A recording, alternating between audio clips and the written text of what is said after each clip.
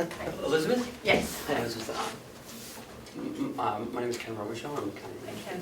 I just want to meet you, formally, because I've seen you on the TV and newsprint. Yeah, it's nice to meet you. Are you here for something? Well, I just was copied on an agenda that Carroll sent out, so I'm not sure if you guys need me or not. I was just telling Commissioner Algren that I have an emergency at the office if you guys don't need What me. is that?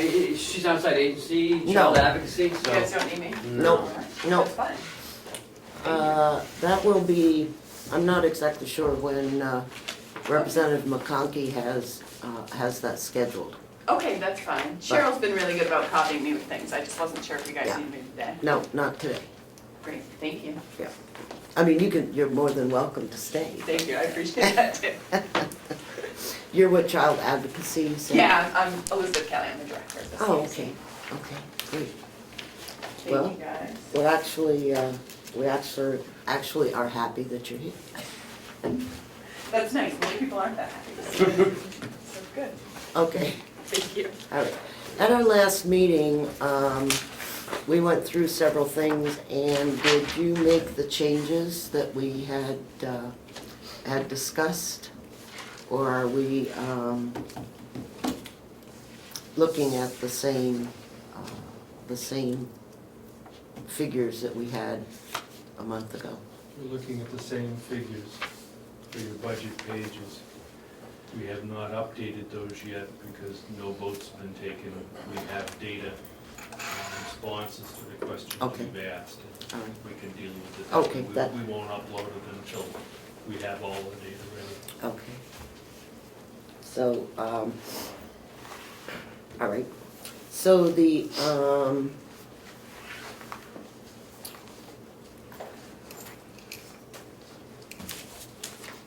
we had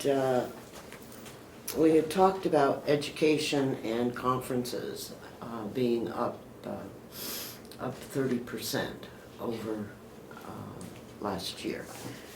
And I know that, I'm a very big person in relationship to training. But I'm also concerned that the revenue projections that we have for this year are actually, for this year, 16, appear to be a little less than where we are, where we need to be when expenditures are up significantly. And so it's going to be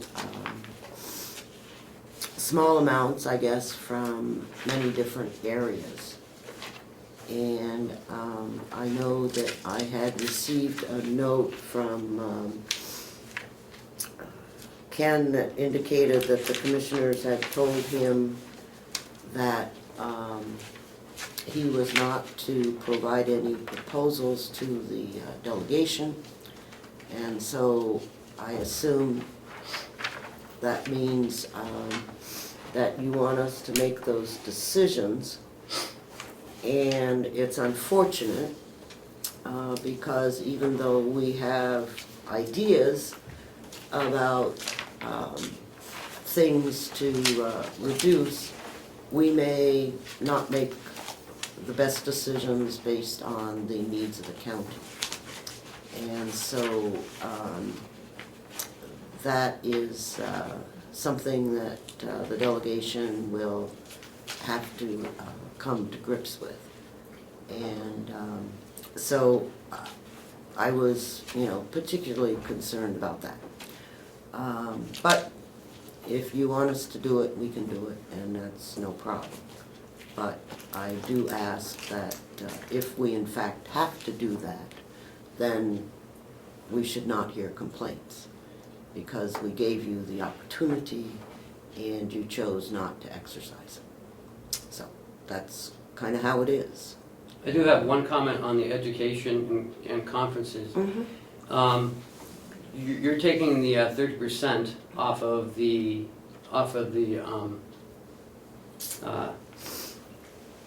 revised budget. Back in August, I gave the delegation $4,500 back in that education conferences.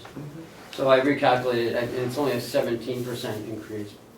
I shouldn't say only, but, and part of that was, I was only here half a year, so I didn't get a full year of education. And I'm not saying that, 17% is nothing. It's still an increase. And,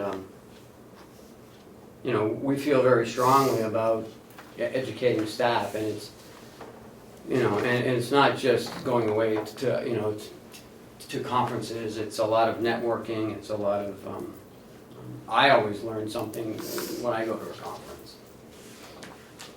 I'm not arguing that. Mhm. So between your education things and conferences, what is the split between what we call true education? In other words, you go to a meeting and you are going to learn about how to do a better job at county finances versus going to a conference that is more of a general nature of things. In other words, there are two types of things that go on out there, as we know. One is what I would call the straight education side, and the other is kind of a wide-ranging discussion of many issues without any, without necessarily focusing on specific education goals. With it being February, I'm not sure we know what is going to be coming up. We put this budget together in November.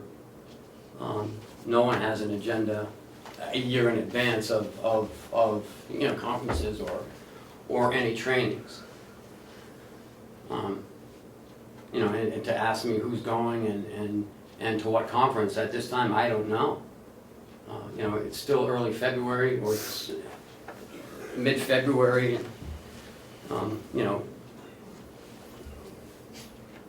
I can't wait till August or September and go, oh, there's some nice conferences we'd like to go to, but we don't have any money put in the budget.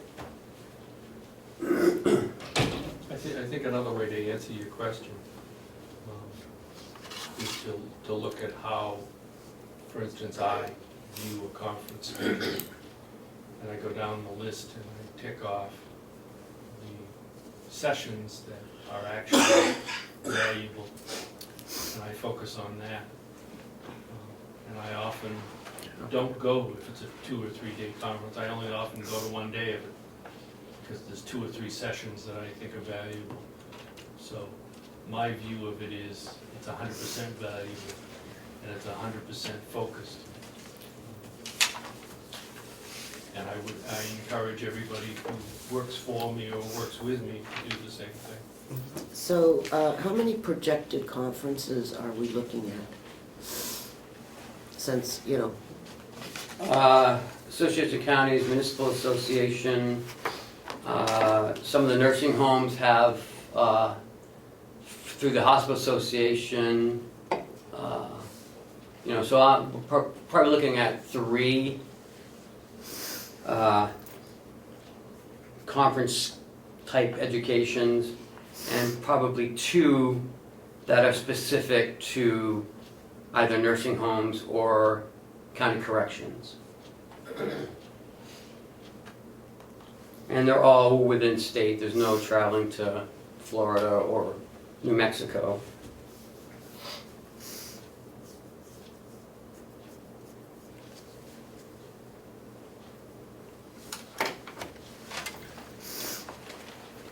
okay.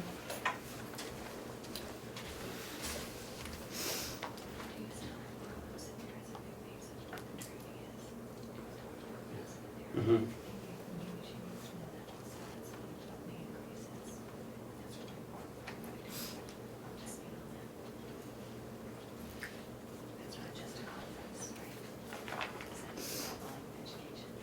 We also have, within those lines, on-site training for things like Chronos and ACS.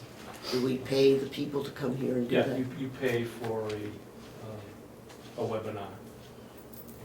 And therefore you cut down travel expense, the lodging expense, and you do it right on site. Okay, and those,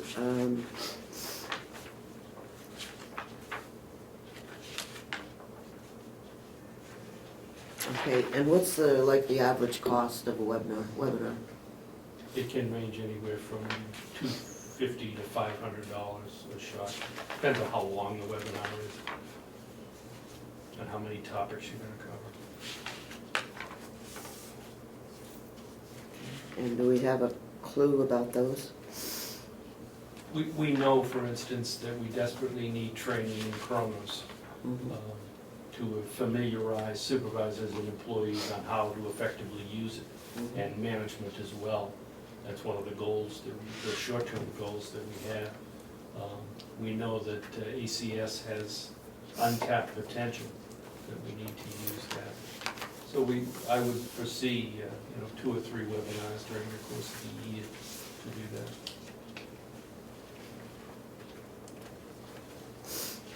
Okay. Are we still looking at the 10% projection for medical insurance? At this point, we are. We have not gotten anything formal or informal from our insurance carrier? Nothing new. So my goal right now is mid-March to make a reassessment of where we are in terms of actuals and projections, and come up with a figure that I hope will be a reduction in the budget.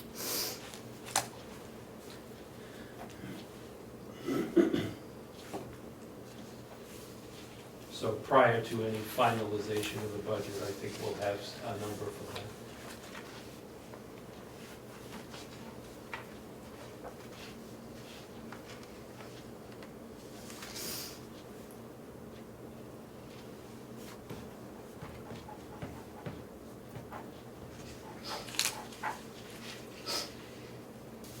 On our medical insurance, can you tell me, and you probably have told me 1,000 times, but why has our policy run from June to June? Instead of from January? It's July 1st to. Yeah, well, Yeah. whatever. Because most organizations in the public sector run on a fiscal year that is July 1 to June 30th, so. That's the schools only. Schools and towns Yes. often do. Some can. Some of them do. Yeah. Some of them have taken that option to go to that. And I because. I know that schools do, but, Yeah, and Some because counties schools, do too. because schools Well, are the biggest employers, the insurance companies align themselves mostly with that. right. So when we went to the new insurance policy that we did last year, we had I don't remember what the percent reduction was. Do you, Lynette? Not often, I don't have that with me, but I don't remember the exact percent, but it was quite a substantial reduction because of the increase in the deductibles to the employees. And so now we're basically right back where we were a year ago, prior to the new policy. Depending on the final figures, probably close to that, but because of our experience and because of the claims data, that's what drove up the costs so far until we get our final amount.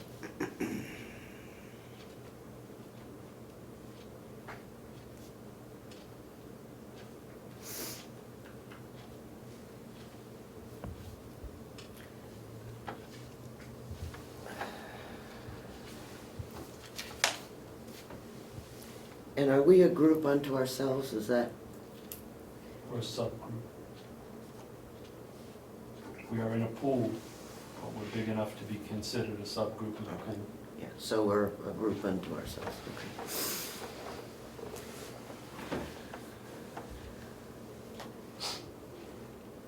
Okay, and do we know how many people have medical insurance through the county?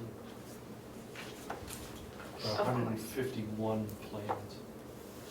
Okay, 151? Okay, now that does not include the sheriff or the,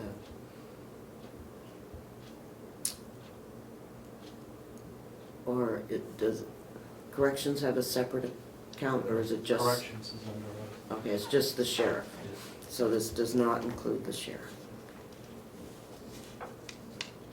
Is there any other organization within the county that's not on the plan? We have 2 plans. Okay.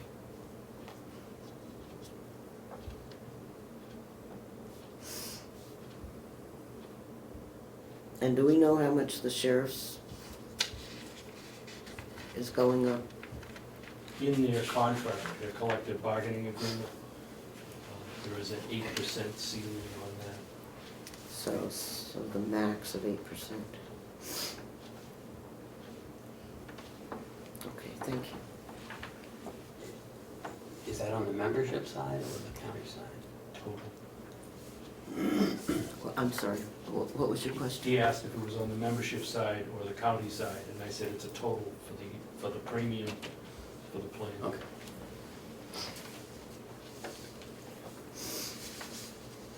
Okay, you were going to get back to us on the telephone increases. Hmm?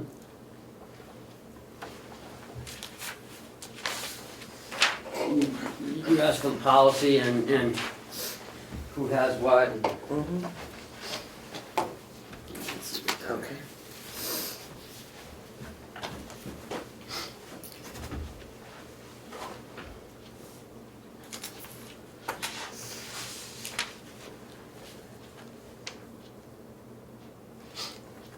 Okay, so these are the cell phones. Mhm. And was there any change? Well, I guess there was. Addition of one, is that correct? Cell phone From when? last year? One, we went, some of the nursing home went from reimbursement to a county-owned cell phone. These are our reimbursements. These are all the county-owned phones. The county attorneys are all reimbursements. Uh-huh. These are 2 new ones and mine is 3. Okay, so we have 3 new ones.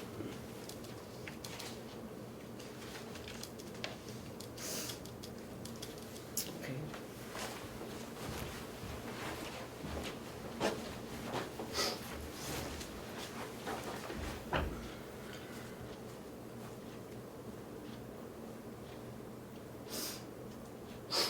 Can somebody tell me why we have such a big difference in the cost?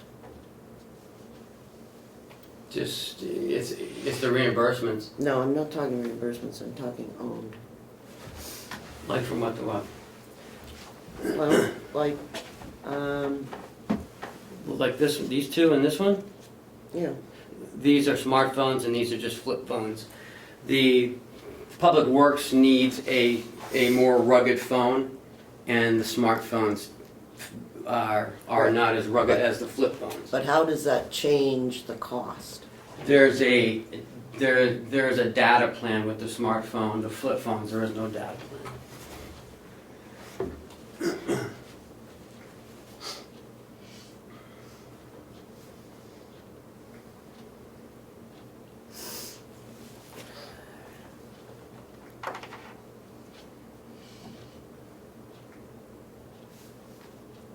So,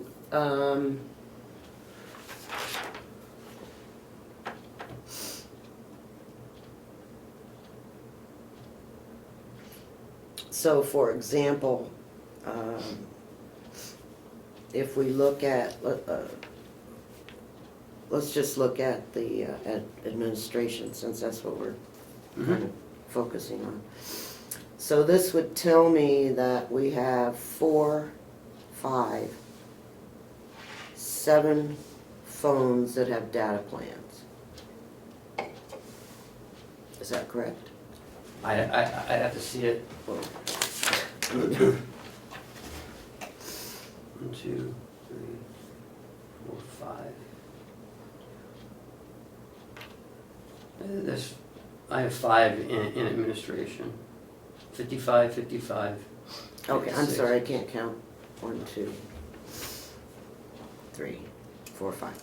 Okay, so the 2 in the jail, you said the captain and the lieutenant are new. Yes. Okay.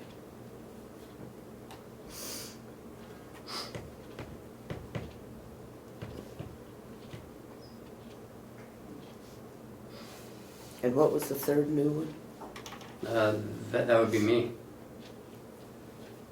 Oh, okay. That would be you.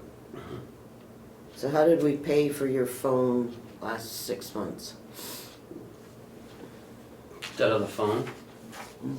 Out of the phone. You said since last year, Okay. so I'm counting last year as a new phone. If you're just talking 2016, Okay, so we paid 6 months of your phone, okay, last year. well, really, want to get technical, 5 months. From August, September, October, November, December. Okay.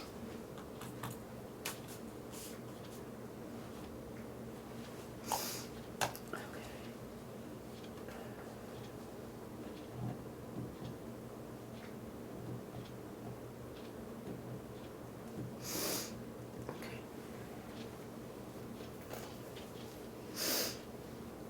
And so none of the sheriff's cell phones, they're all no smartphones.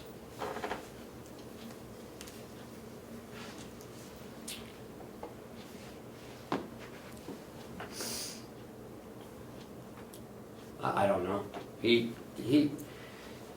just told me how much they were a month.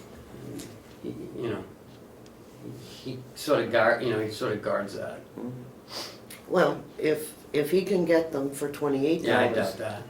If he's getting them for $28 and it's Mhm. costing you 33 or 30, Mhm. and I guess I'm just not, There are different plans. right, There's a law enforcement plan, there is a government plan, there's a, I'm guessing he's under the law enforcement plan. so I'm just trying to understand why we have differences in our cell phones. We all, I assume we get our cell phones all from the same company. Mm-hmm. Okay, and so I'm confused if we have flip phones, Mm-hmm. okay, that I assume you can receive calls, Mm-hmm. text messages, Yes, okay, what else? that's it. Okay, so that's why I don't understand why we have a variety of costs associated with the various cell phones. Some cell phones need email access. Others don't need email access. Yeah, but that's your data plan. That's the 55. And that's the phone too. Right, but that's the 55 a month. I Okay. understand that, okay? But you said the other folks don't need smartphones, they don't need data. They don't have flip phones, and that's why it's, $30. No, it's not $30. Water and sewer's $33.44. The nursing supervisor is $26.90. Maintenance on call is $26.74. Jail maintenance is $30.14.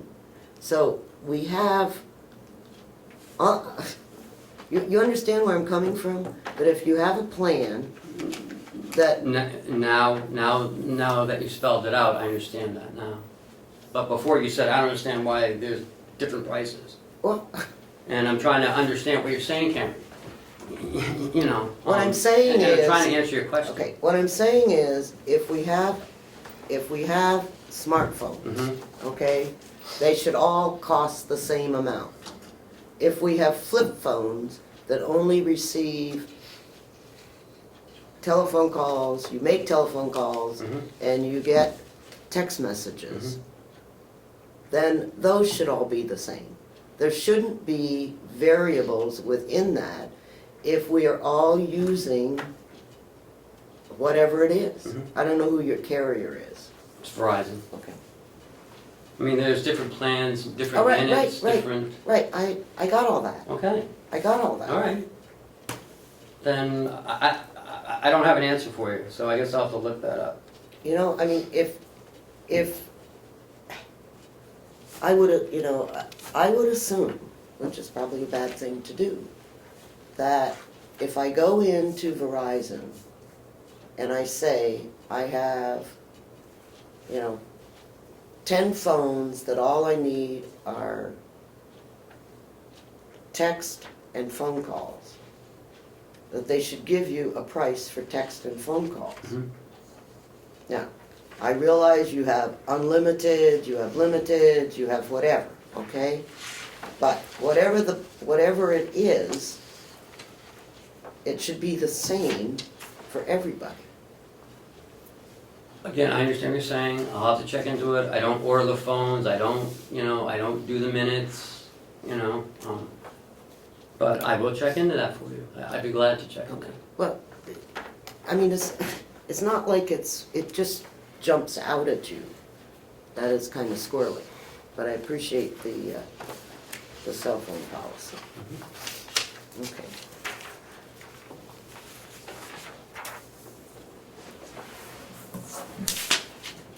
Thank you.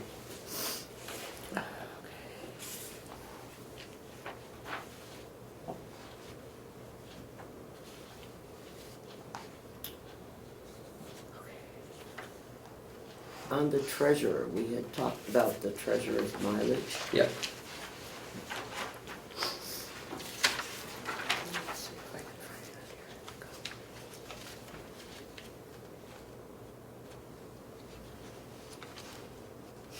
it Back in August, I'd taken $500 from that to, you know, just to get back to the,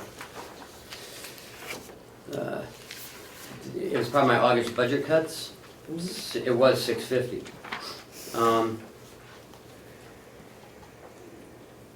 It's at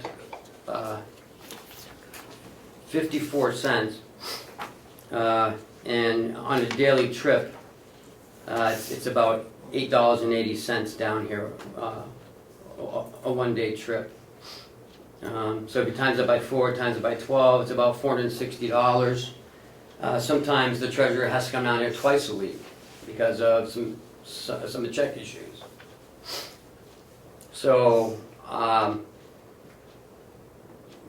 you know, if you want to take, you know,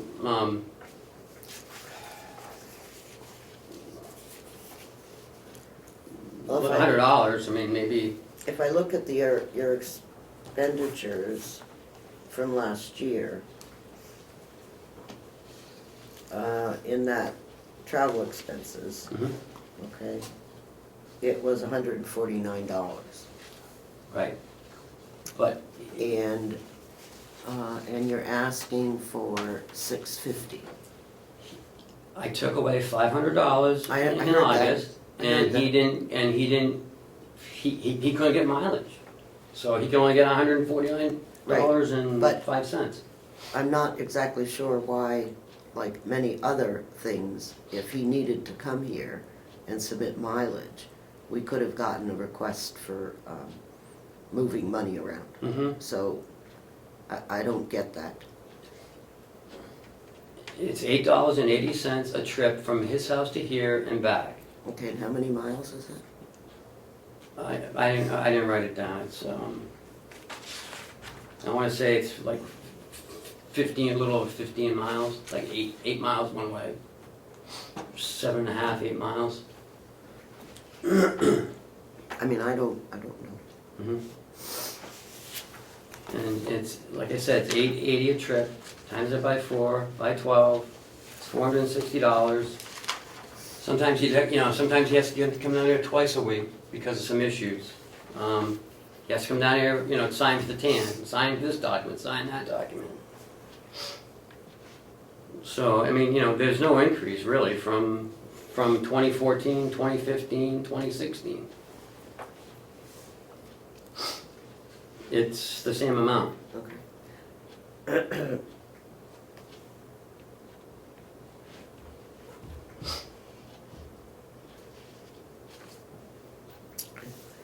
And did we figure out what adjustment we were going to be able to make on reduction from the 57 cents to the 54 or whatever? Yes.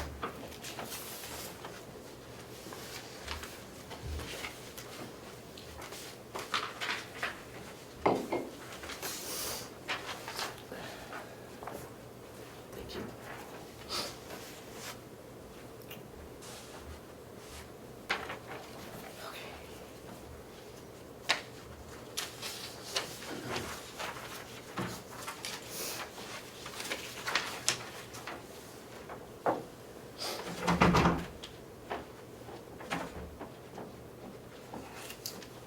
So $668 is what you're saying is the mileage reduction.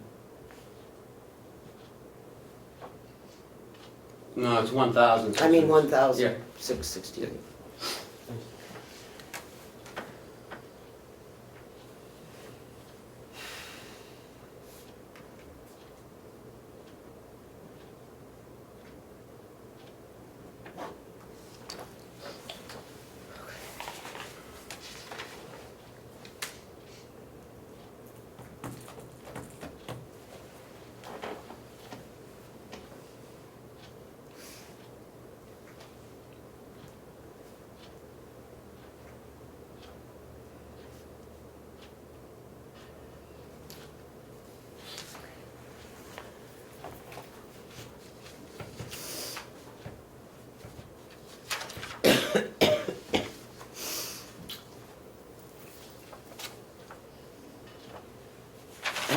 Have you met with the auditing firm at this yet? The new one? Mm, Yes. okay. And we've set up a schedule. They will be here next month for the prelim. They will do the on-site in April.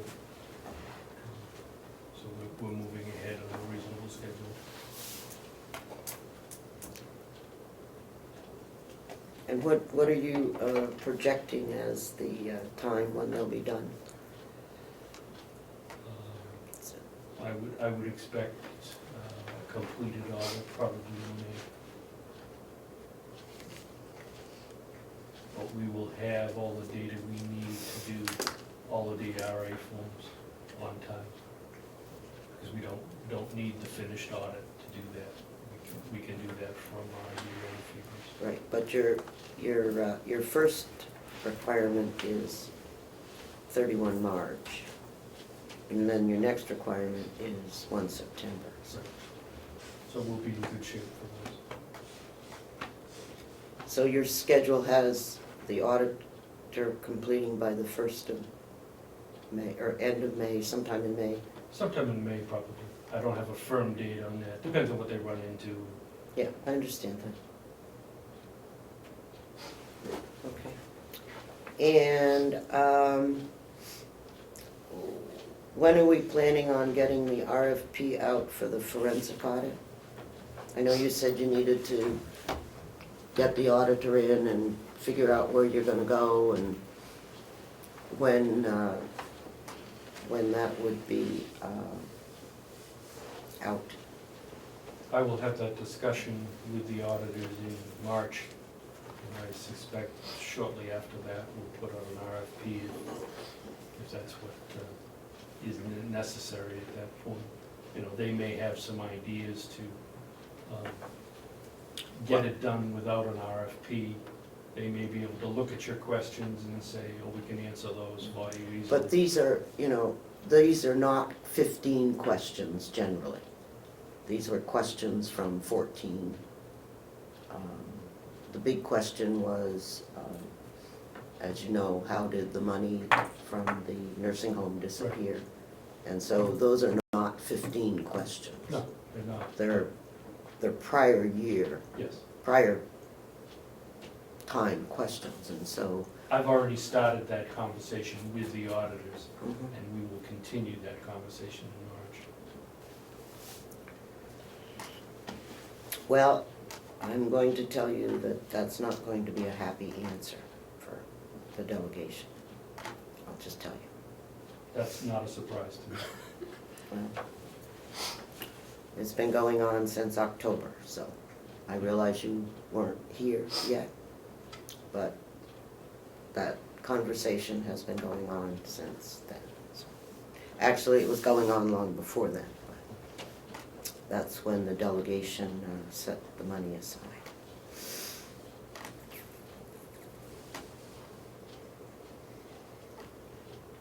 So anyhow,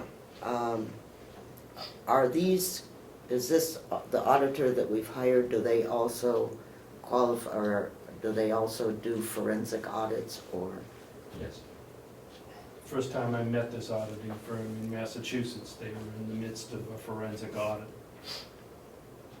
So they could in fact do the audit, okay. So it wouldn't necessarily, well, I guess it would have to be a separate RFP because it's not. Unless they come up with a way to do it without an RFP. But that's part of that conversation. But you only have X amount of dollars allocated to the audit side. Mhm. And so, In our engagement letter with the auditors, there is language that allows them to quote us a not to exceed figure on any additional work for the county.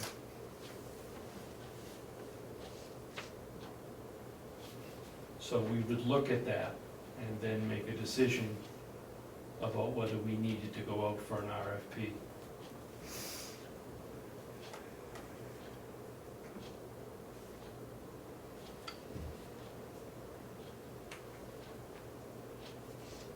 so if you went with this company, you would simply give them a statement of work. Something like that.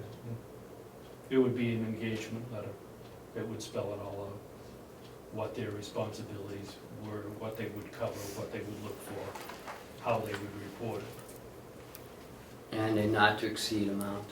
So you do this through the, what do you call it, audit letter? Or Letter of Engagement.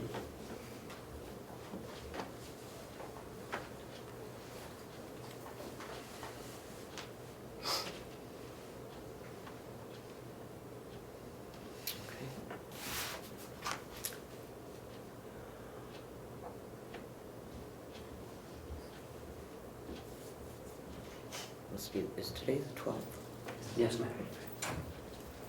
I thought I had a full pad of paper where I didn't, and so I'm writing on the back of something else, and so I want to make sure I. All right. Have a pad of paper. Oh, that's okay. It's a half pad. Well, that was what mine was, I thought. That's what I thought. Okay.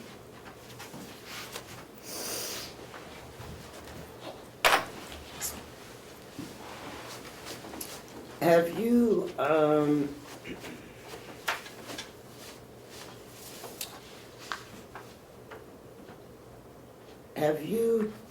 talked to Primex yet on the liability insurance? They will be here on the 18th to do a site walk. And yeah, Is that February 18th? yes, next Thursday. Okay. The HR director and I will be walking around Is it gonna be nice that day, or are you gonna be freezing like you're outside? It's supposed to be nice by then, so Maybe raining. even if we have to drive around the car, I don't care. Okay. We really gotta get it done. Okay, so, and I know that when they do the walkarounds, they give you a list of a million things that, that need to be, Hopefully it's not a million things, but well, it'll be a million. it's things that they feel we should address or at least look at. Mhm. Yep. Mhm. And I will present that to the commissioners, and then at the next delegation meeting, I'll update you on that. Okay.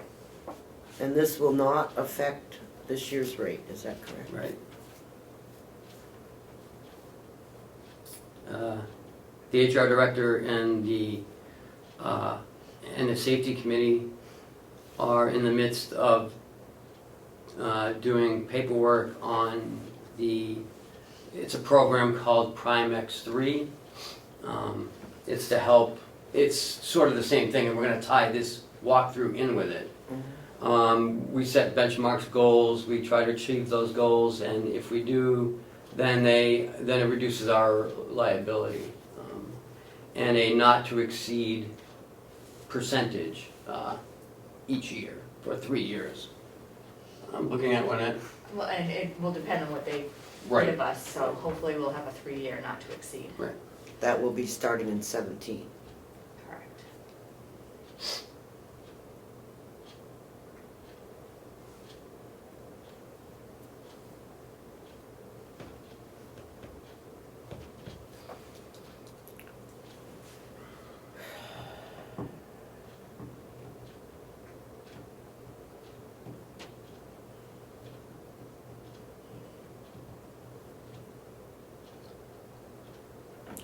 Okay.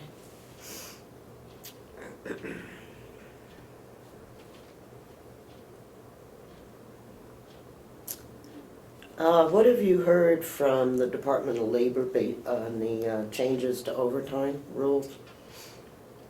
Still nothing yet. That does not go to the legislature until March.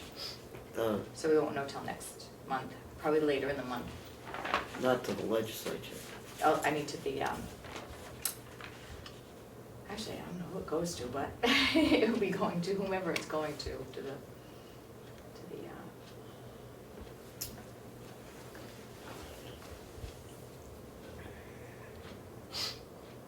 So they expect the rules to be finalized in March, is that what you're saying? to be passed in March, and then they will give an implementation period that typically would be 60 to 90 days for, across the country, for all the businesses and employers to meet the new requirements. So if they pass it in March, they're looking, you know, maybe July 1st, June, July, to have everything implemented. If what they have proposed goes through, or if there are changes to what they are proposing as far as adjustments to the amounts. So you're anticipating a mid-March decision, is that? Yeah.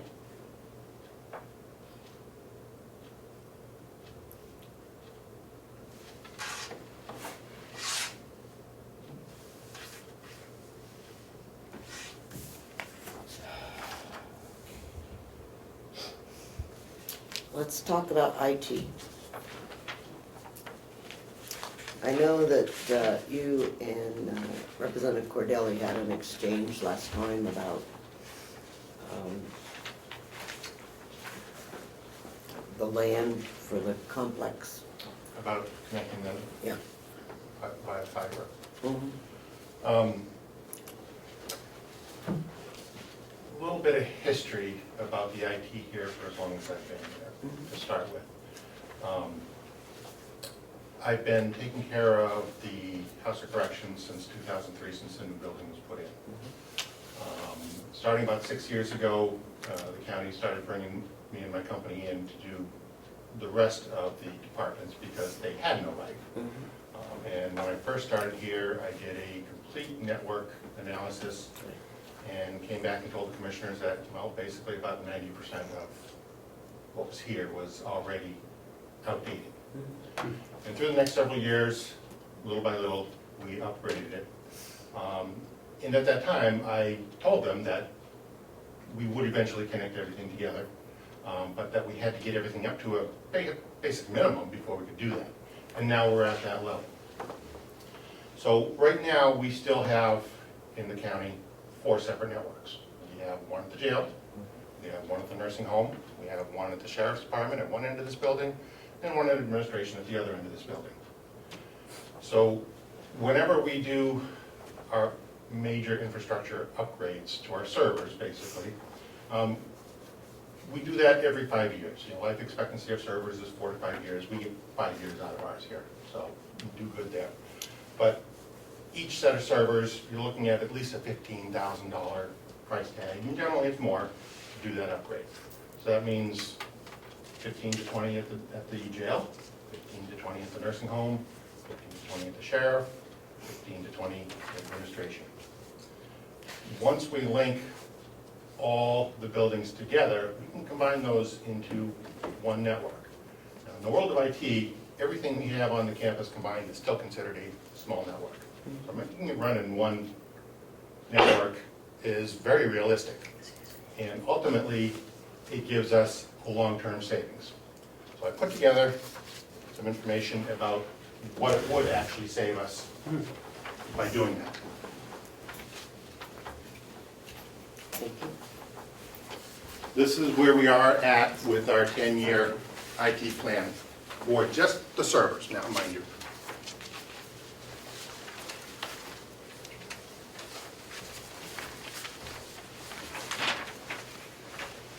Thank you. So on the front page is what we would spend over the next 10 years with the current network setup, having the 4 separate networks. Pretty straightforward, and this is just a minimum cost, okay? If you flip over to the second page, yes, there's a big hit in this year for putting in the fiber, but now we've combined 4 networks down to 1, and so every 5 years, we're only replacing 1 set of servers. And so you can see, over the long term, just in our server infrastructure, we're saving about $15,000. I understand that's not a tremendous amount of money to save for that period of time, but you're going to spend that money anyway. So by doing this, we can spend less. But there are additional benefits. Last year, Okay, I got all that. Okay. We discussed that before. okay, Okay, but my question is that Representative Cordelli indicated that there was connectivity, or there could be connectivity, in particular with the nursing home, right. through some other.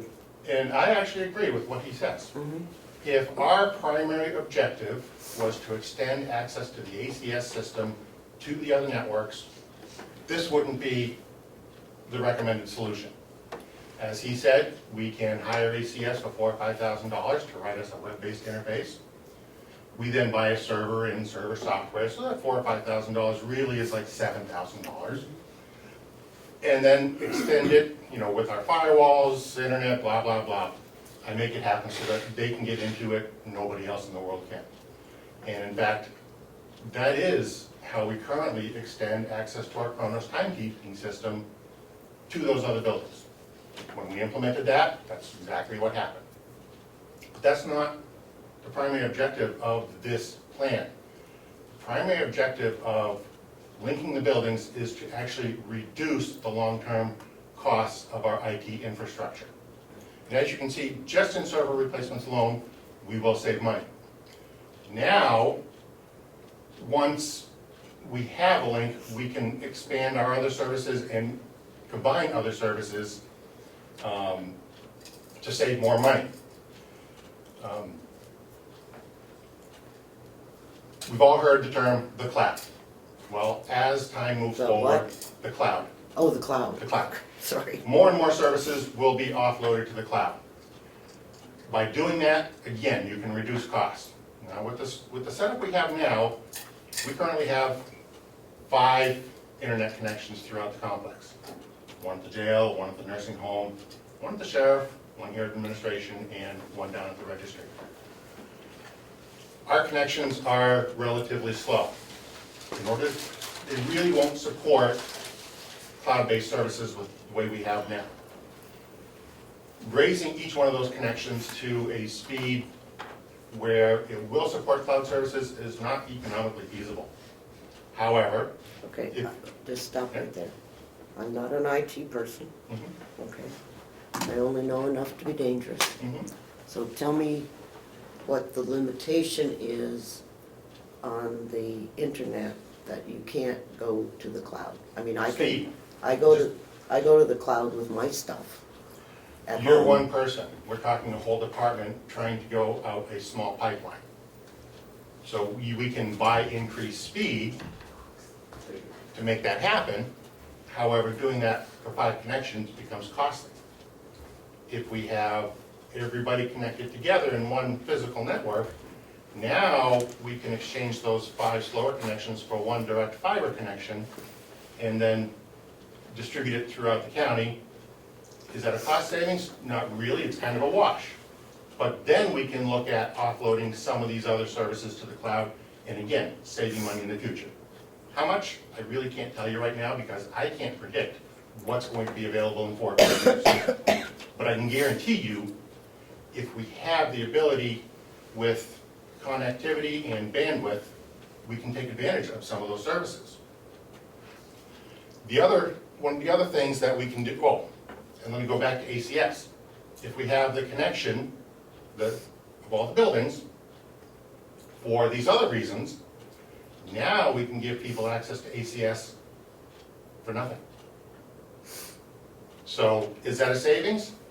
Kind of hard to say because are we planning on doing this project now? Well, not really.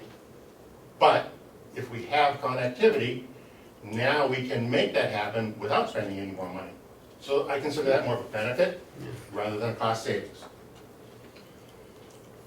Once we have the buildings linked, we can start looking at combining other services like our phone services. Right now, over at the nursing home, they get their phone in via what's called a T1 connection. It's one connection can handle multiple phone lines. When you have many phone lines, it's a more efficient way of doing it. They're not using all the capacity of the T1, but it is still the most cost-effective way of getting their service in. Over the jail, they have 6 phone lines. They don't really qualify for a T1. But the jail and the nursing home both have the same phone system as each other. Because of that, if they could physically talk to each other via the fiber, they can communicate directly with each other. We have untapped capacity at the nursing home. If those 2 buildings were linked, we could take the 6 lines that are at the jail, roll them into the T1 that we're already paying for, and reduce our cost by $150 a month. And that's a hard number. Over 10 years, that's an $18,000 savings. So, Yeah. go ahead.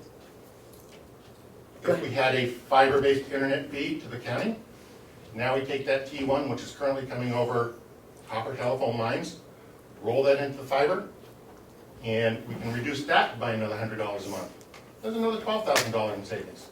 So we've added $30,000 more savings over the next 10 years with what we're already paying, or over what we're already paying. And we haven't even touched this building. This building, there's no one person here that knows exactly what's here for phone lines. Each department kind of handles their own. Again, we can bring all this together, and I understand it's a big investment now, but it will pay for itself in cost savings in as little as 6 or 7 years by combining all these services. When's the last time you had an IT meeting?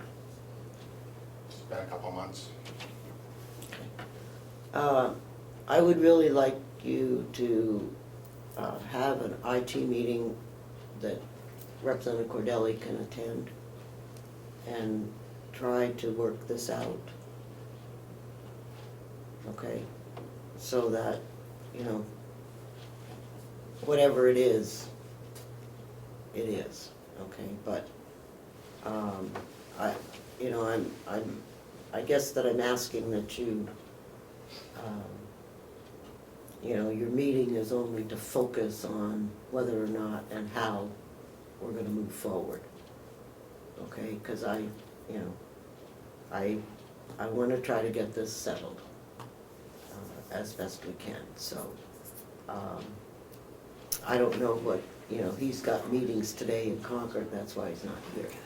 So, and that's because we had Tuesday off, I guess, and so, you know what it's like. So, it's, you know, but I would like the IT committee to come back to us with a hard number of dollars that needs to go in the budget this year. And whether we do it, you know, whether we only move partially this year and do something different, you know, set up some kind of gradual involvement. I'm not sure, and, you know, I guess that you have assured the sheriff that his stuff is, you know, would not be compromised on the one system. So electronically, they're all, Yeah, I mean, yeah, I understand that, but they seem to always have weird requirements that, you know, that just make people crazy like me. But as far as I know, that's there is okay. no objection from the sheriff's department to doing this project. Okay. I have heard none. Well, so if you would try to get that, I know that this week is, or next week will probably not be a good week for anybody to meet from Representative Cordell. But it may be the following week. I don't know, we're on break, so I don't know if he's going away, if he's gonna be here or what, but.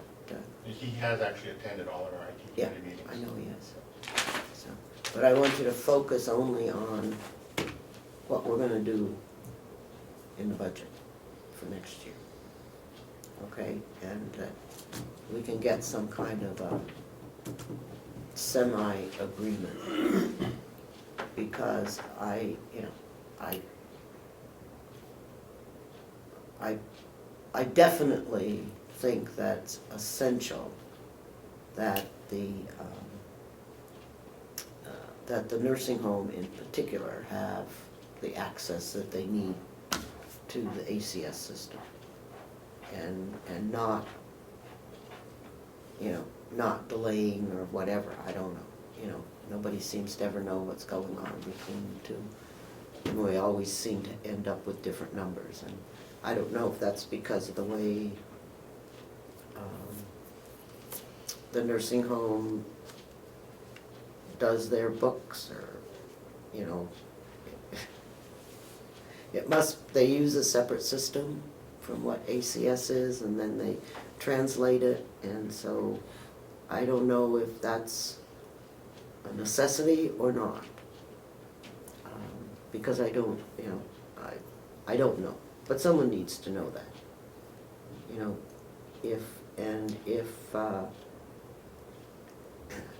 there's a, you know, another module or something we can purchase to take care of the nursing home, and they can do away with their system and everybody use ACS, you know, then maybe that's the way we need to go. But, you know, I don't know what their data requirements are in order to do the Medicaid and Medicare reimbursement stuff. You know, I don't know. But the fact that this is the way we've been doing it for years is probably not a good answer. Because it just, you know, has some problems. So, I will leave that to the three of you to come to grips. It may, you know, you may not need have the whole IT committee there, but whatever, I just would like that to do. So, this HRIS system. Pardon? I'm sorry, was that about the nursing home? I was answering an email, I apologize. Were you talking to me about one of the three? I apologize. No. I tuned out for a second, 'cause I thought I wasn't being involved, and I thought, oh, I missed something, I apologize. I mean, if one of the commissioners wanna go to the IT meeting, that's fine. I heard you talking about Medicaid, and that's what my, Oh, the Medicaid thing is that, what I said was that there may be a module in ACS that would take care of whatever the nursing home requirements are, because I don't know what if there's something that Medicaid and Medicare reimbursement things require certain stuff that they're using now. oh, yes, okay? I see. I don't think there's You know, any I mean, I have- back currently, because that's on its own I have thing no, over there. yeah, but my concern is that they have their own thing over there, and that maybe we don't need them to have their own thing over there. Connection-wise, that would probably be true. How, I don't know, how it gets brokered is probably is proprietary. I have, From my experience, I mean, I don't know specifically what they're doing, but usually my And I- experience with Medicaid. and I don't know, I just don't have a clue, Okay, but good, I heard Medicaid, I knew I should have. But somebody needs to Now I come- know where we're at. somebody Thank you. needs to look at that and see if there isn't some way that we can all, do the same thing and have the same answers. Absolutely. Because right now, that doesn't happen, as you know, from your time on the nursing home subcommittee. We always have different answers to the same question. So, okay. HRIS. Oh, wait, let me make that note.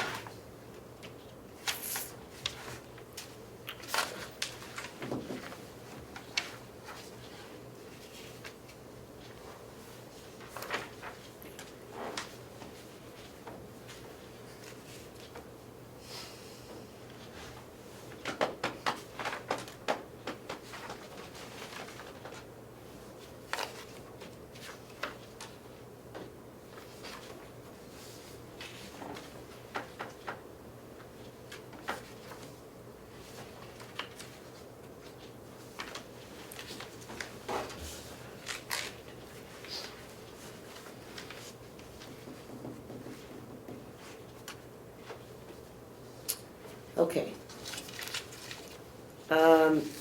HRIS. I know that you had wanted to implement this, and I guess it's in the budget again this year. So, what kinds of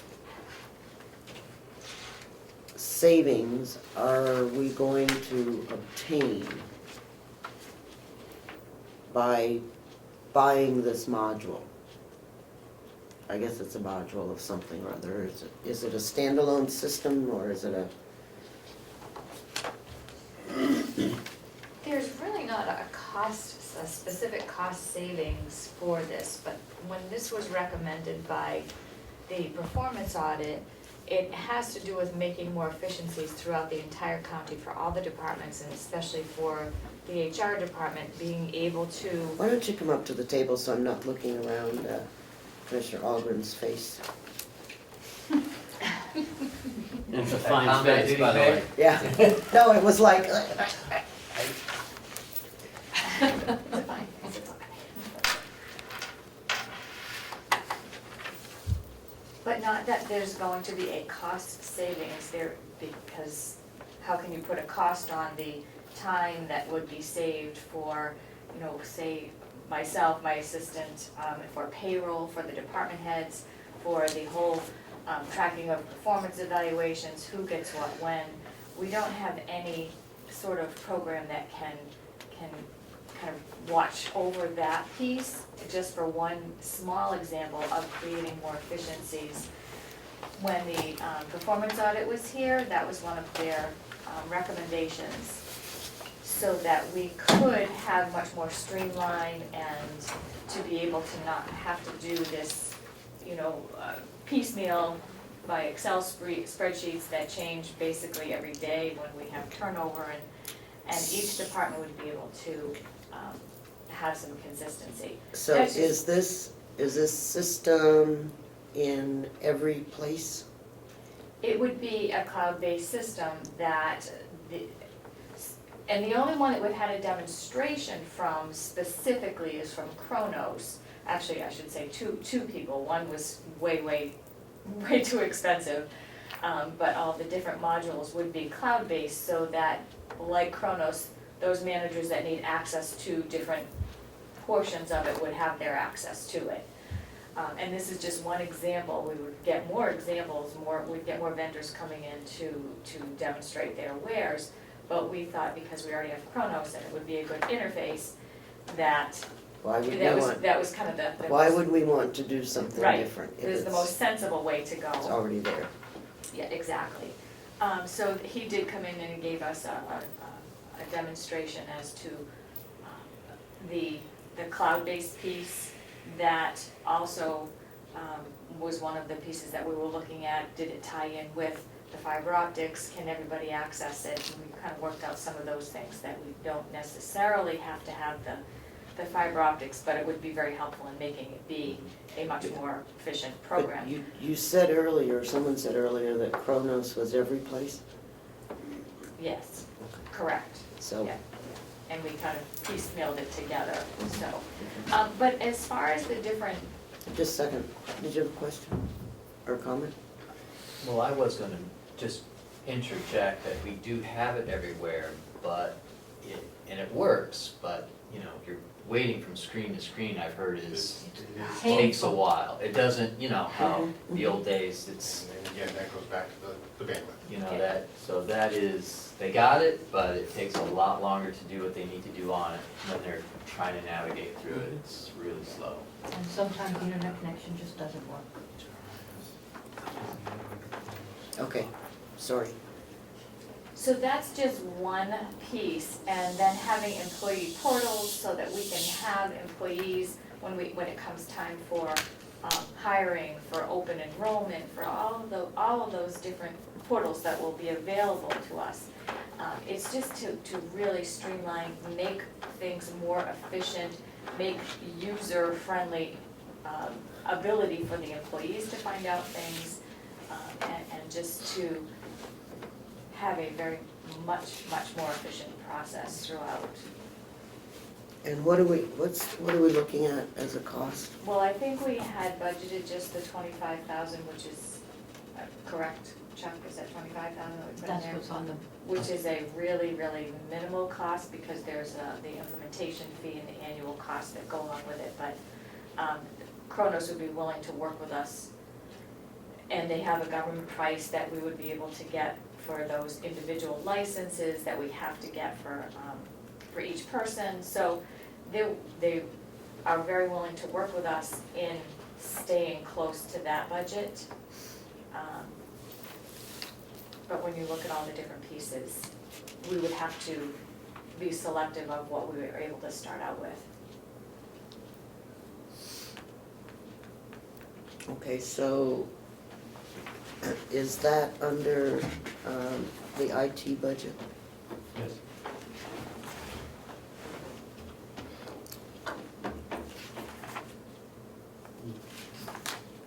That's on page 16, man.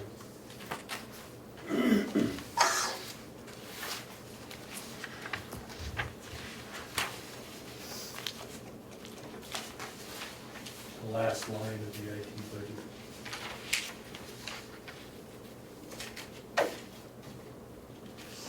Computer, it's included in that? Countywide contracts. Kind of like contracts. Oh, okay. So this is the additional, okay.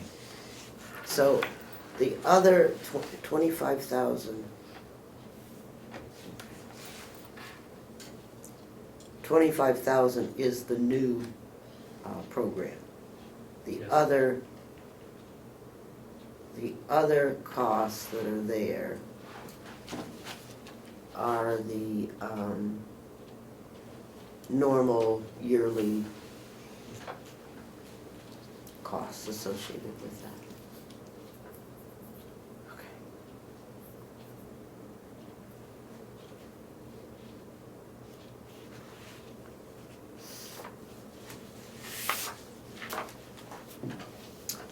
Okay, so.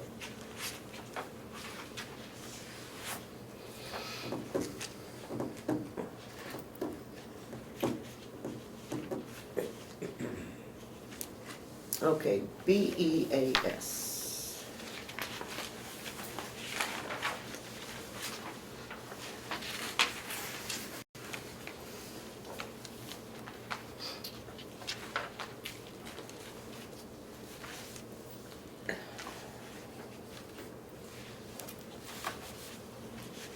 This is the figure that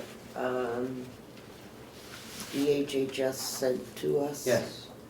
Now, under the current budget, under 2015, you have $4,453,599. Mhm. That's not including the 200,000 that was under budgeted.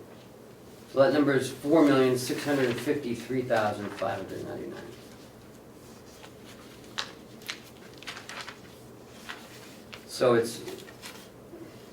So really, it's a $471,000 increase because it was under budgeted or someone didn't add it in last year or something. I wasn't here, I don't know. So, let me see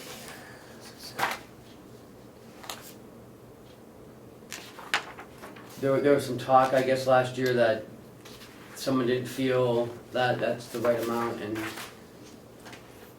somebody took $200,000 out of the budget.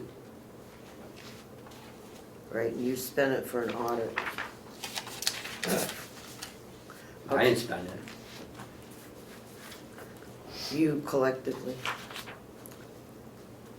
Okay.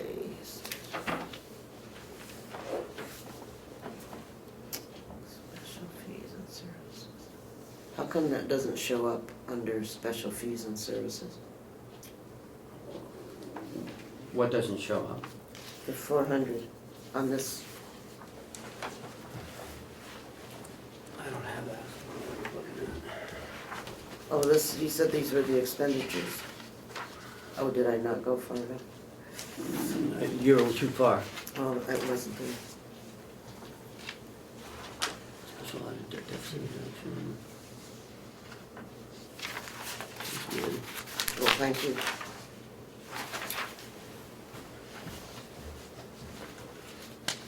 It's 4102. Oh no, it's actually 4190. That's why. Human services. There it is. Okay, yes. Okay.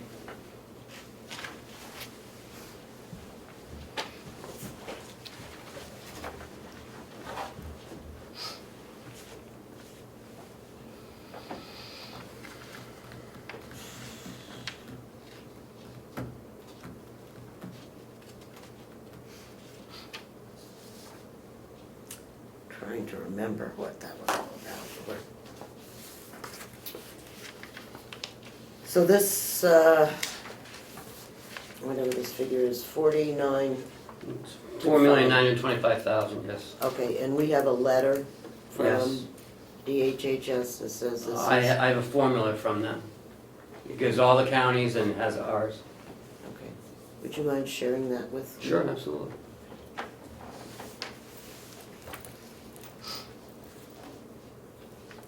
Because I know it's based on the number of people over 65 that you have in So the, bizarre.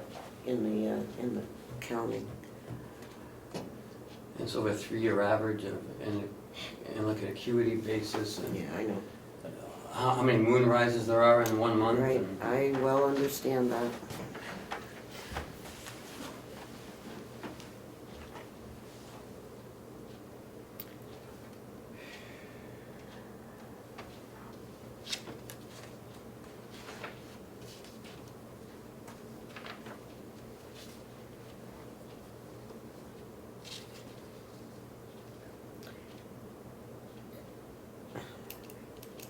So the letter starts in 16, is that correct? The letter from DHHS was 16, 17, and 18. I'm not sure exactly, all I saw was Okay. what we had to pay. Okay, well. Okay.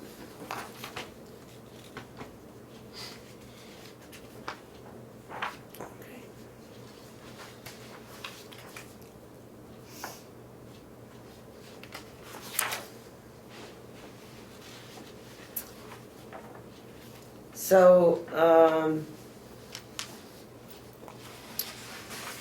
I'm not sure when our next, delegation meeting is going to be, but because we have vacation week, let me see, February. The week of 22nd? Yeah, the week of the 22nd. And, oops, I'm looking in January, that doesn't, or am I? No, I'm in February. So,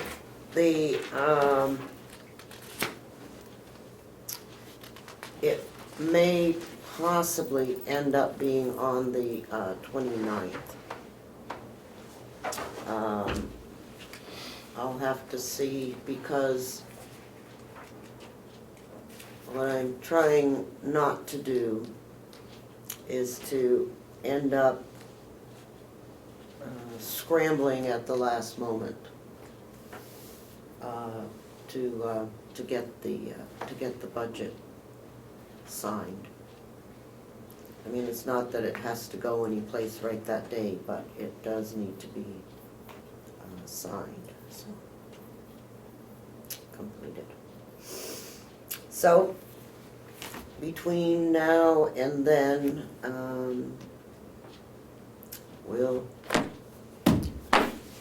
I'll have the 4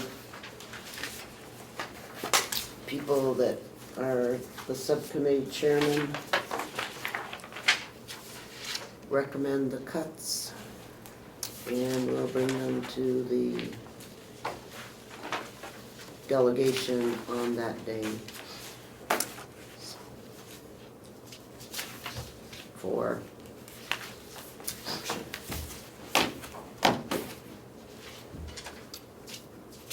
And I'm sorry that, as I said when we started out, that was the decision that the commissioners made, so. Yes. Well, I mean, I wasn't copied the exact letter that Ken sent, but I mean, we composed a letter and approved it, and there was, with the letter that I believe you're just speaking of. I didn't receive a letter, I just received an email from Ken that said, Okay, an email, sorry. the commissioners told Ken not to provide any cuts to the delegation. Oh, well, I haven't seen, I wasn't copied the exact email he sent to you, but I can assure you that the bottom of it says that he was instructed to go to the department heads to identify cuts to be worked through during the subcommittee process. Is that correct? I mean, do you recall the email? Do you have a copy of the email? I mean, I have a copy. I was instructed not to provide any cuts, and that was just on Wednesday. So, I mean,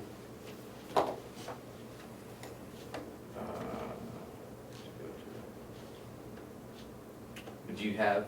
so far, 2 of the subcommittee meetings have made very little cuts. Correct, but I don't believe that And the we have- letter, the email, sorry, that he sent you says that we were not going to move forward with any cuts. The email is trying to communicate was that the $2 million cut as motion during the delegation meeting was unreasonable because it would constitute actually making cuts from last year's budget. which we did not believe was really the intent of the motion.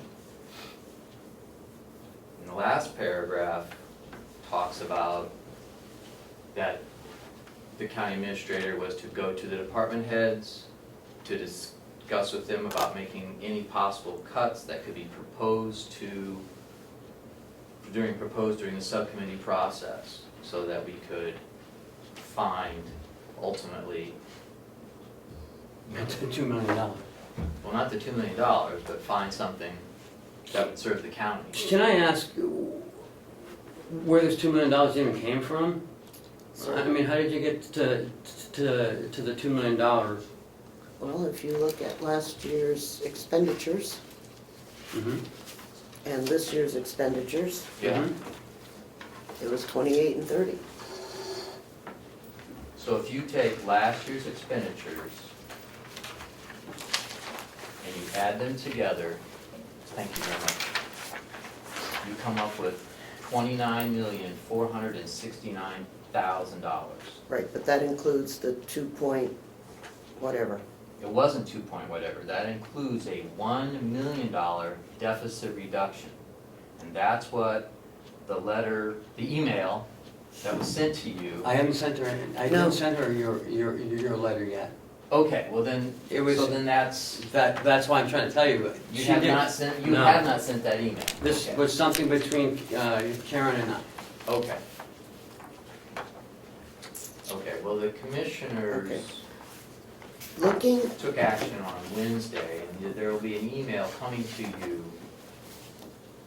explaining the gist of it, but if you'd like to perhaps walk through at Yeah. this point. I think we should. Yeah, is that if you look at those two numbers, you have $29,469,000. That's if you add the wait a 15. minute, wait a minute. I am looking at what we passed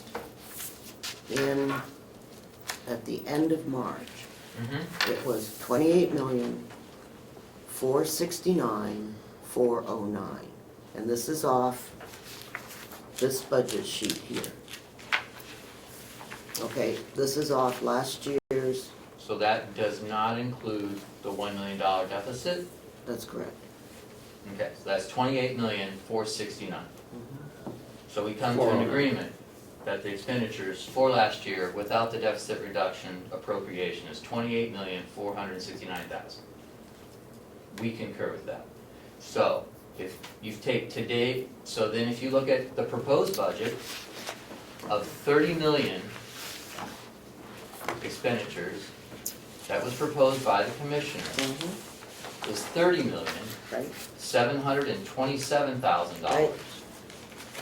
You subtract $2 million from that, and you come up with $28,727,000. That means that by that motion, that we would have increases of $257,000 over last year. And the BEAS increase on its own is $427,000. And I believe, So you add any other reasonable increases, that I it's believe, impossible for us to achieve that. all right.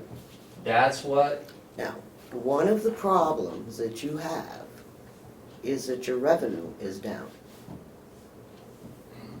Quite a bit. Okay? And so, yeah, it is. And so, by the revenue being down, we're driving up the taxes. You know, because you take your number and you subtract out the revenue, and that's where your taxes end up. And so it's, and that's one thing. I also, at one time or other, had asked Ken for the fixed cost increases. Okay, that to the best of my knowledge, I have not received. I gave it to you at the Those delegation delegation meeting. I meeting. passed it out to everyone. And Wait a you minute. said thank you for that. Wait a minute.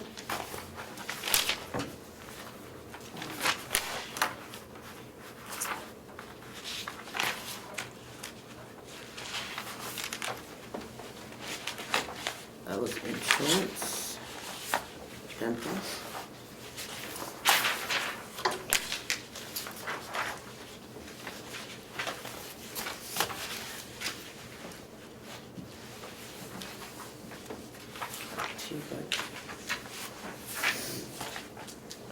It's a whole packet of this. What's it look like? Oh, that, okay, that, I have that. But I didn't take that to be fixed cost increases. I took that to be the difference between last year and this year. This is everything.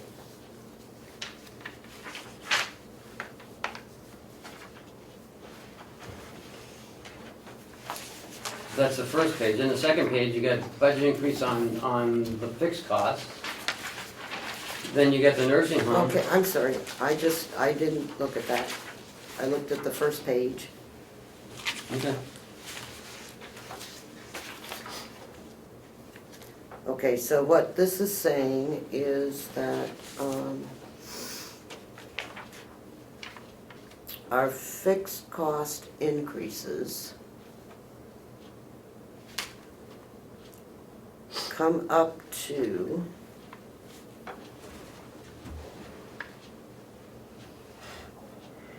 $1.8 million? Is that? Yes. Right, 1.45, okay. Yeah, right, the total is 1.8, Right. and then the fixed cost, what is Is just. 1.4. Is 1.4. Mhm. So that's what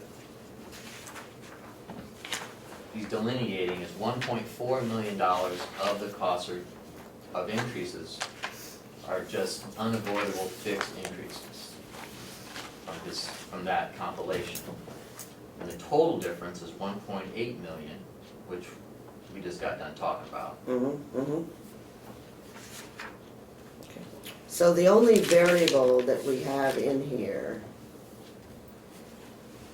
this includes the dollar raise, is that correct? Your 1.4. In where? Of the fixed In the costs. fixed cost?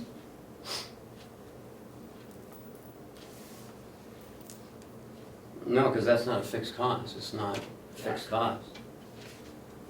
But you're showing an increase on, you've got the finance director at the top, Mm-hmm. okay, so he doesn't, so you're showing admin salaries at 60,000. Is that your salary increase only? So I don't see 60,000. Go down at the Oh, bottom. admin salary is 6109. Those are the salaries at the jail on the contractual side.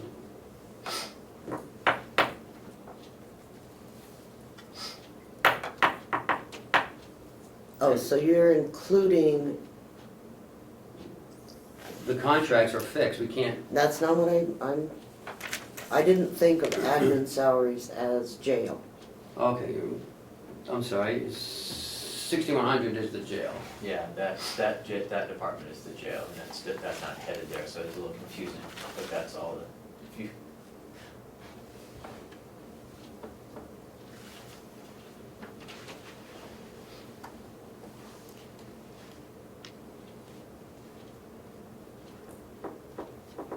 Okay. Well, we'll look at this as well. Mhm. I mean, I understand the fixed costs. What I don't understand is the $2 million number. When, you know, BAS is almost a $500,000. As I said, okay, that is the difference Mhm. between last year and this year, okay? And that's where that number came from. Okay. I think what you have to address, and you mentioned it, is the revenue side is down. The revenue side is Significantly, and down. the reason for that is several-fold. One, the revenue estimates are conservative, as they need to be. Two, we've eliminated all of the false revenue that was posted in there for internal transfers that shouldn't have been there. I thought we took those out last year. No, they just came out in the 2016 budget. So they were eliminated. And one of the major reasons for the supplemental appropriation was to reduce the revenue side, because it was overstated. And you do not want to make that mistake again. So yes, there will be a huge on-paper increase, but it's up to where it should be. The tax rate was artificially low. You used numbers that were not reliable, that came from the finance manager who told you you had a fund balance that did not exist. The supplemental appropriation made up for that, and it has to be ongoing. Otherwise, we get back into the same grind and we go back for supplemental appropriation.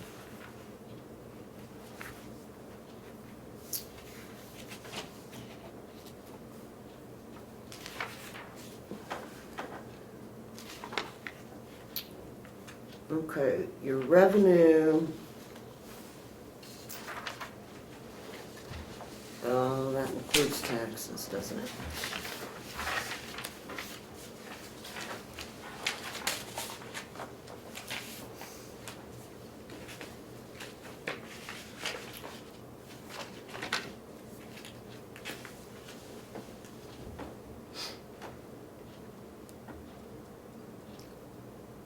So you're saying that our taxes last year were 17.6? Yes. Well, whatever, 17.6. Mhm. And that includes the 2.4? Yes. Okay.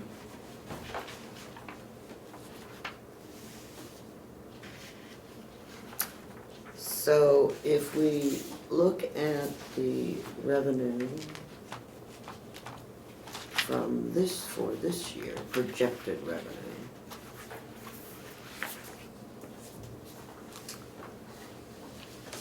for this year, is this the right one?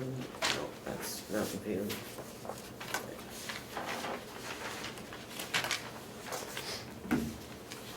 I think it's at,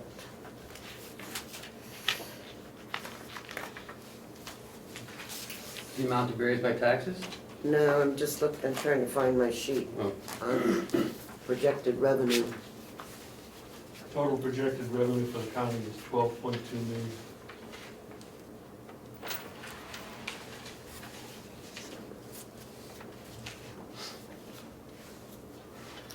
Can I find my revenue sheet?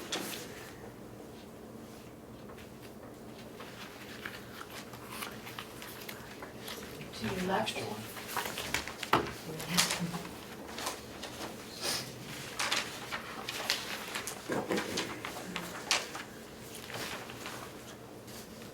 Okay. We're showing, yeah, 12.2, which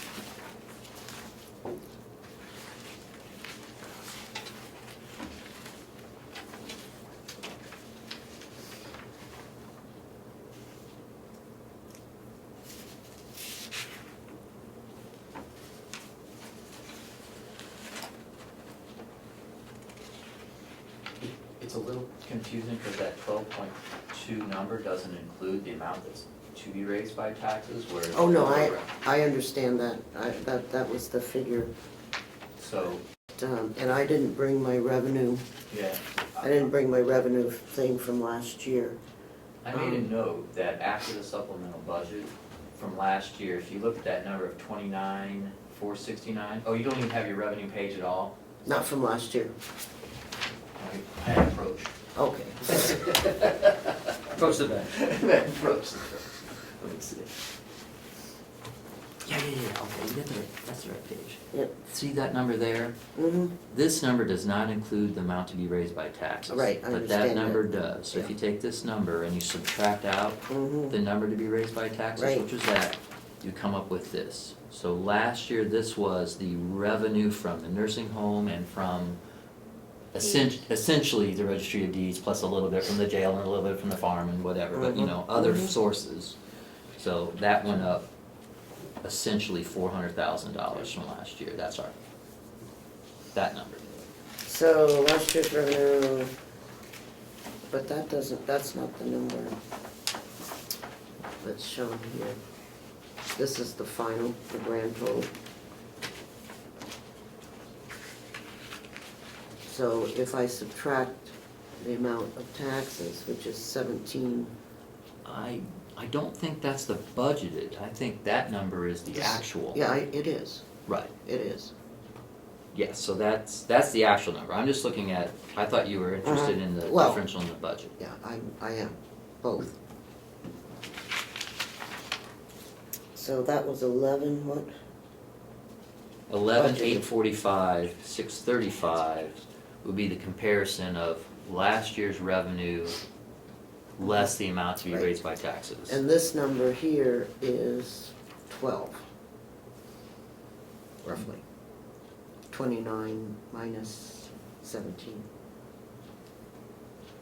Yeah, well, 12,200. absolutely, right, yeah, this is 29,469, that's 29,556, so you're Yeah. $100,000, Mhm. little $90,000 more than that was projected in revenue. Right. So the revenues were over about 90,000 in actuals over budget for everybody. And the expenses were under around $600,000 plus the $1 million deficit reduction to make a total of 1.6 million. Could you state that again? I think this is good to hear. That the revenues were $90,000 more than the adjusted projection. In total, that's the aggregate of Yep. the nursing home. Deeds, sheriff. Deeds, sheriff, Mhm. all, you name, all the other, they're small pieces compared to the other two. So the revenues are actually above what was Projection. budgeted, but now that number though is adjusted $1.4 million less than the original budget, because that was part of the supplemental budget. We took that number down 1.4 million and brought it down to a number that we should hit, and we did. So that part of it is good news. We did hit that number when we made the adjustment. But don't get too enamored of those numbers because they're not final yet. Right. Well, And there is an inflation in there because we got a big donation back from the retirement system of $174,000. That is a one-time thing that goes back many years. That won't happen again. Let's hope not. Let's hope not. It won't. It was nice, but let's not hope not. The other issue that we have to address is the cost of the TAN. We have $100,000 in the budget for it, and what we're seeing as a result of the TAN negotiations this year is that is going to have to be significantly increased. We no longer have the low rate that we had before, we're now at 2.3%. So that number of $100,000 needs to be increased probably to $300,000 or $350,000. With the knowledge that at some point we will attempt to renegotiate that, but the $100,000 is clearly too low at this point. So for your next meeting, delegation meeting, we'll come back in with a firm number on that. You said 2.4? 2.37. 2.37. And that's up from? 1.5. I know I wrote those down, but if I put it in the minutes, then it's easier for me to.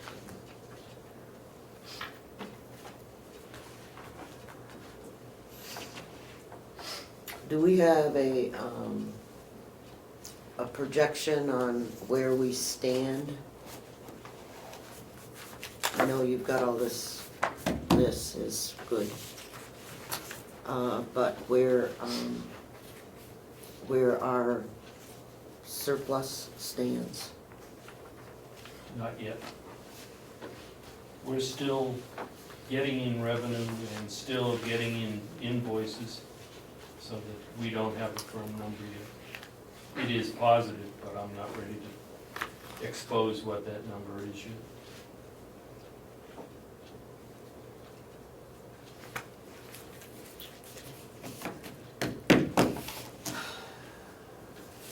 And it being my first time around the barn with this organization, I am hesitant to close the books quickly. Well, I'm hesitant that you're not willing to share where you think you are. Well, there are numbers that he's produced, but they're just not final.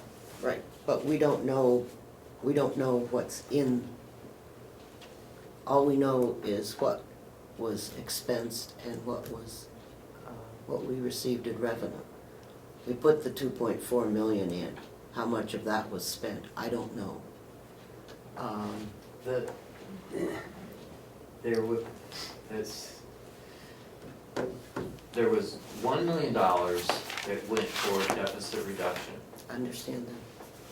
okay, not 2.4 million.